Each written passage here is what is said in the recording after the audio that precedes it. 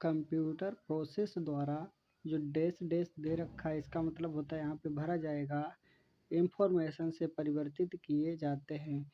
क्या किया जाता है कंप्यूटर प्रोसेस के द्वारा? जो डाटा होता है ना, डाटा को इंफॉर्मेशन में परिवर्तित करता है।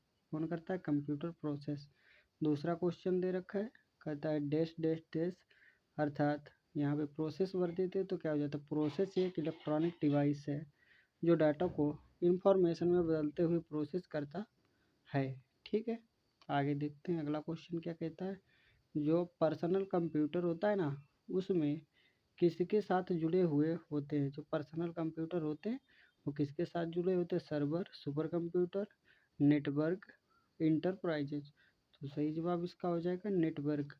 जो पर्सनल कंप्यूटर होते हैं वो नेटवर्क के साथ जुड़े हुए होते हैं।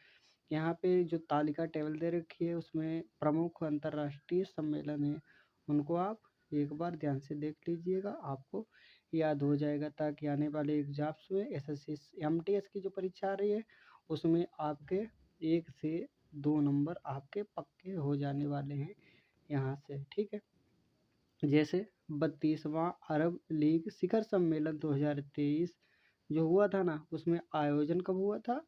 19 मई 2023 को। ठीक है, सऊदी अरब के अंदर हुआ था, अध्यक्षता मोहम्मद बिन सलमान ने की थी। ठीक है, तो इसी तरीके से यहाँ पे एक स्क्रीनशॉट लीजिए और आगे बढ़ा देता हूँ, इसका भी एक स्क्रीनशॉट ले लीजिए और इसका स्क्रीनशॉट लेने के बाद आपको आगे बढ़ जाना है। ठीक है, एक बार पढ़ेंगे तो याद हो जाएगा।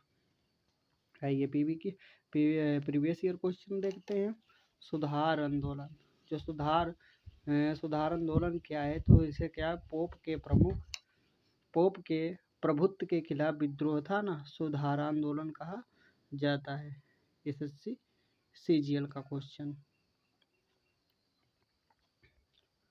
सुधार आंदोलन पे पोप के प्रभुत्व के खिलाफ एक विद्रोह था। इस आंदोलन को प्रेजेंटेड सुधार आंदोलन भी कहा जाता है।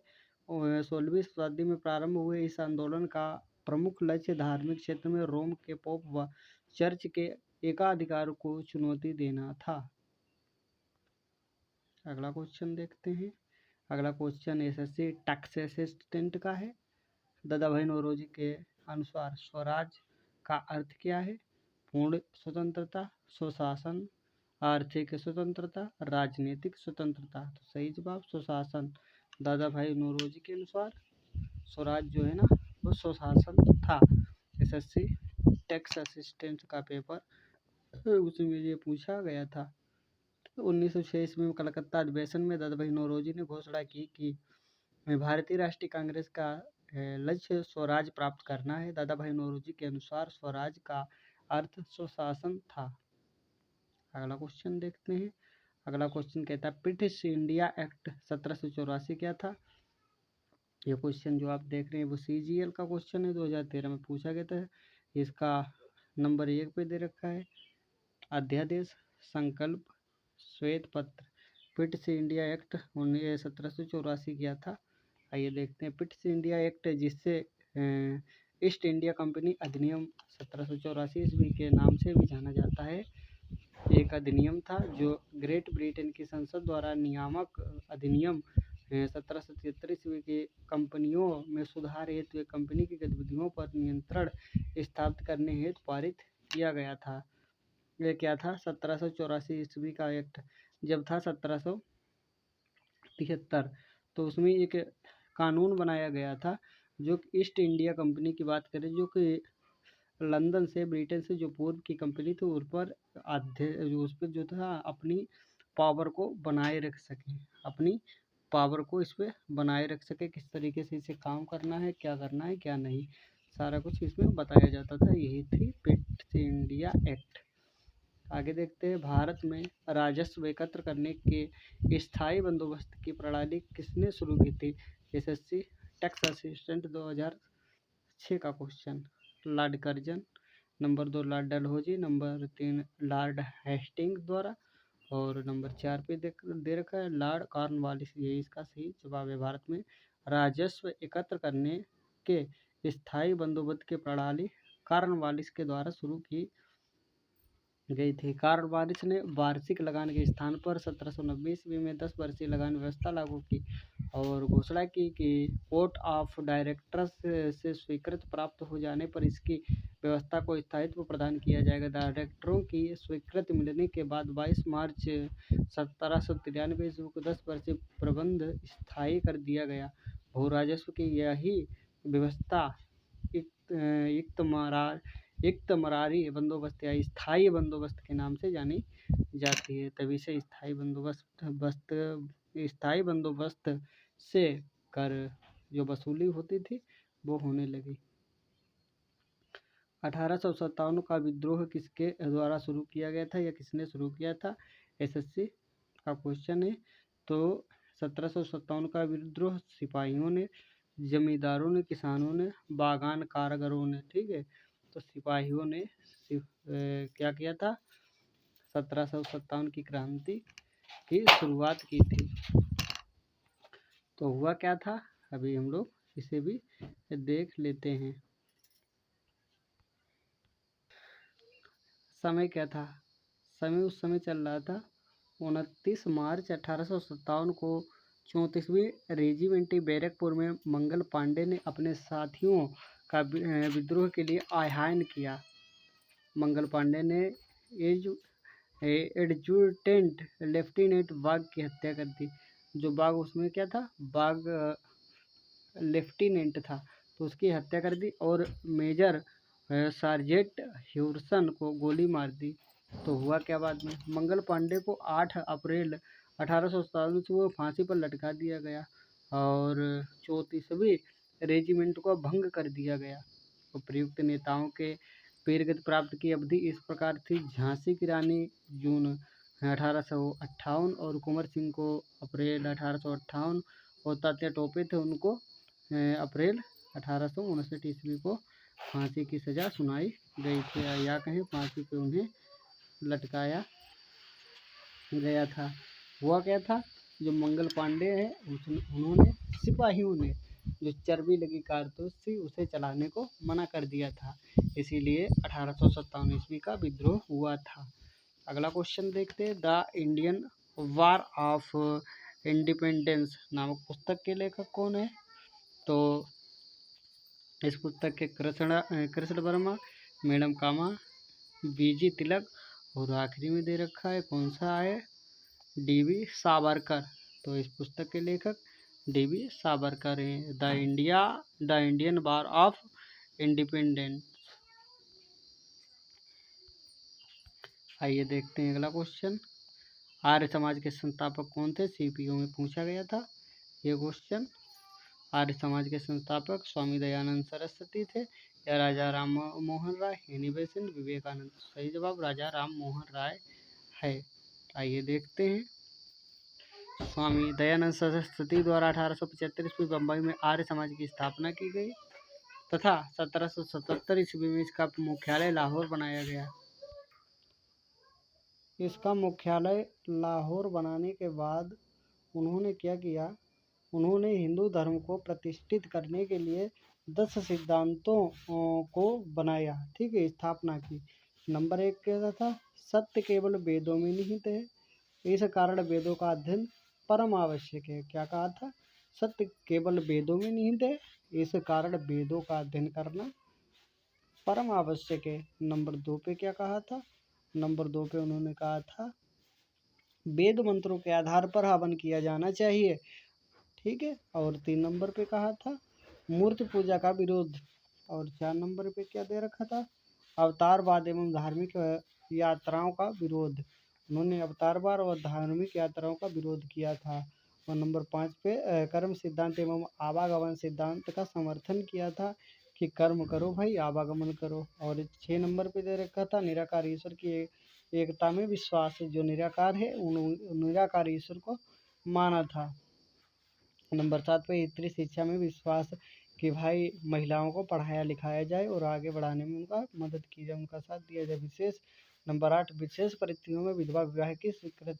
जो विशेष परिस्थिति होती है जिनका कोई सहारा ना हो, इस तरीके की विधवाएं दोबारा से शादी कर सकती है, पुनर्विवाह कर सकती है। नंबर 9 पे दे रखता बाल विवाह एवं बहुविवाह का विरोध, मतलब कोई बचपन में विवाह ना करे, जैसे कि जो एज निर्धारित है उसके अंदर रहने पर बाल विवाह ना किया जाए। और बहुविवाह मतलब एक से ज़्यादा पत्नी ना करे और ना ही पत्नी एक से ज़्यादा पति करे।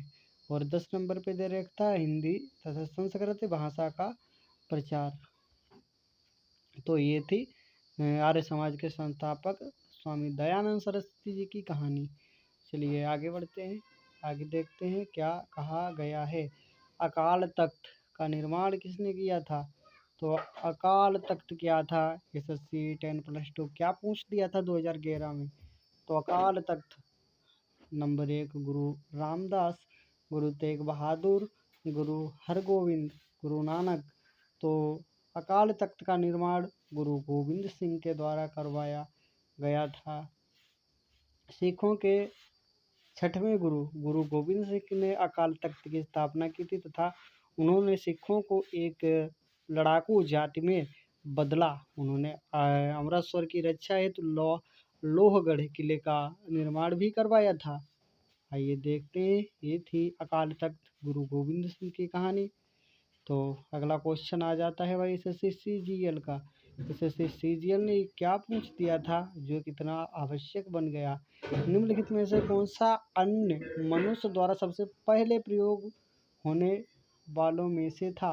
अर्थात ऐसा कौन सा अनाज था, ठीक है, अनाज था, अन्न था जिसे मनुष्य ने सबसे पहले यूज में लाया, उपयोग में लाया। ये क्वेश्चन SSC CGL ने इतिहास का पुराना क्वेश्चन पूछा। तो देखते हैं भाई, क्या गेहूं था, राई थी, ठीक है, जई, ओट था, जौ। तो इसका सही जवाब भाई जौ है। जौ की खेती का प्रयोग मनुष्य ने सबसे पहले किया था। आइए देखते हैं, अगला क्वेश्चन आ जाता है, सिद्धांतों की अवधारणा किसने दी थी? आइए देखते हैं पूरा क्वेश्चन क्या कहता है।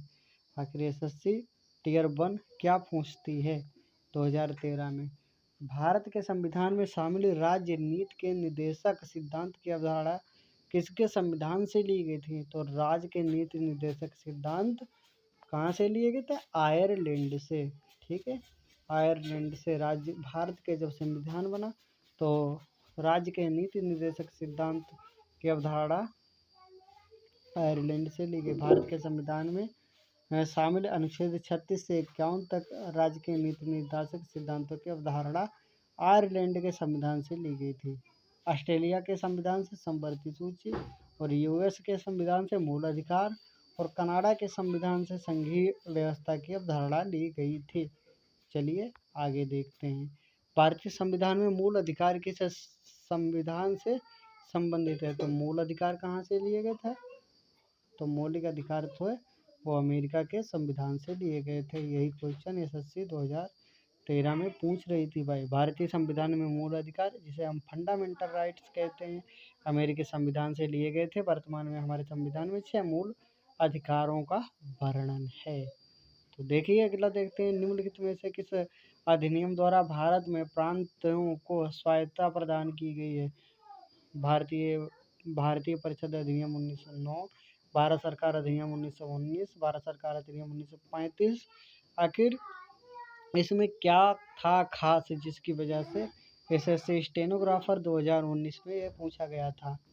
ठीक है, आइए कुछ इम्पोर्टेंट फैक्ट देखते हैं 1935 के संविधान के बारे में। भारत का वर्तमान संवैधानिक ढांचा बहुत कुछ वर्ष 1935 अधिनियम पर आधारित है।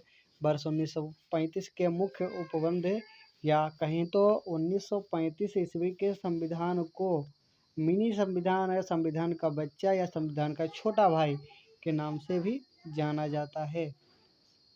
संघात्मक सरकार की स्थापना नंबर 1 1935 ईस्वी के संविधान से की गई थी। नंबर 2 केंद्र में द्वैध शासन की व्यवस्था। नंबर 3 प्रांतों में द्वैध शासन के स्थान पर स्वायत्त शासन की स्थापना।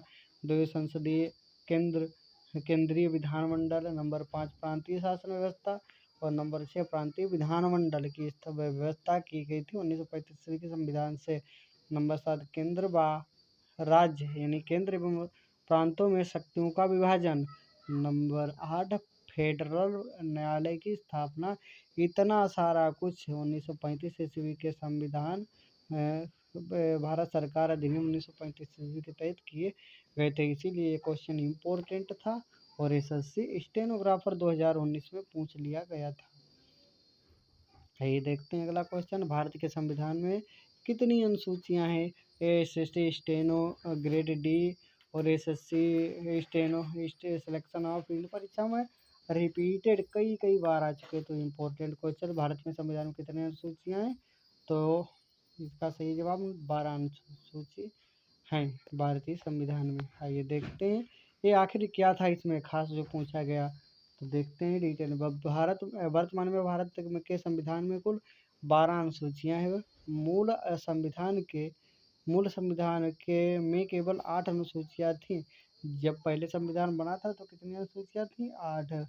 नवीन समाविष्ट अनुसूचियां 9, 10, 11 और 12 के अनुसार संपत्ति अधिकार दल बदल पंचायती राज्य एवं नगरीय निकायों से संबंधित हैं। तो आगे देखते हैं अगला क्वेश्चन क्या कहता है, मुख्यमंत्री की नियुक्ति कौन करता है? तो इसका सही जवाब क्या होता है? मुख्यमंत्री की नियुक्ति जो होती है ना, वो राज्यपाल के द्वारा की जाती है। देखते हैं संविधान के अनुच्छेद 164 ईस्वी ए के तहत मुख्य न्यायाधीश मुख्यमंत्री की नियुक्ति राज्यपाल द्वारा की जाती है तथा अन्य मंत्रियों की नियुक्ति राज्यपाल मुख्यमंत्री की सलाह पर करते हैं। मुख्यमंत्री राज्यपाल के प्रसाद पर्यंत अपने पद ग्रहण करते हैं। अगला देखते हैं कुछ क्वेश्चन को कि किस राज्य से संबंधित है। ये भाई एसएससी का फेवरेट क्वेश्चन है, भर के देता है कि कौन सी जनजाति कहाँ पे रहती है। तो कुकी जनजाति मणिपुर से संबंधित है। तो देखते हैं कुकी जनजाति मणिपुर राज्य से संबंधित का विस्तार पूर्वोत्तर भारत, उत्तर पश्चिमी म्यांमार, बांग्लादेश के तक है। अगला क्वेश्चन देखते हैं क्या कहता है, निम्नलिखित में से कौन ऊर्जा का अपारंपरिक स्रोत है? तो अपारंपरिक स्रोत कौन सा है ऊर्जा का? एसएससी मैट्रिक स्तरीय परीक्षा 2001 से 6 तक पूछा गया। तो देखते हैं भाई, तो इसका सही जवाब है बायोगैस पदार्थ, सौर ऊर्जा, पवन, जल, लघु विद्युत परियोजना आदि सभी ऊर्जा के अपारंपरिक स्रोत हैं। इसके तहत बायो ऊर्जा बनाई जाती है। देखते हैं लास्ट क्वेश्चन आज का, संघ लोक सेवा आयोग की रिपोर्ट किसको प्रस्तुत करनी होती है? एसएससी 10+2 ने ये पूछ दिया, तो सही जवाब इसका राष्ट्रपति है। कैसे? संघ लोक सेवा आयोग, जिसे यूपीएससी कहा जाता है, क्या कहा जाता है? यूपीएससी संघ लोक सेवा आयोग अपनी रिपोर्ट राष्ट्रपति के समक्ष प्रस्तुत करता है, जो उसे संसद में रखवाता है। ठीक है, कहाँ रखवाता है? संसद में। तो मिलते हैं इसी प्रकार के वीडियो और अगली इसी तरीके के बेहतरीन क्लास को लेकर। तब तक के लिए bye bye, take care and love you all. और आपको ये क्लास पसंद आ रही है तो इस चैनल को लाइक से सब्सक्राइब जरूर करें। धन्यवाद। मिलते हैं इसी तरीके के बेहतरीन प्रश्नों के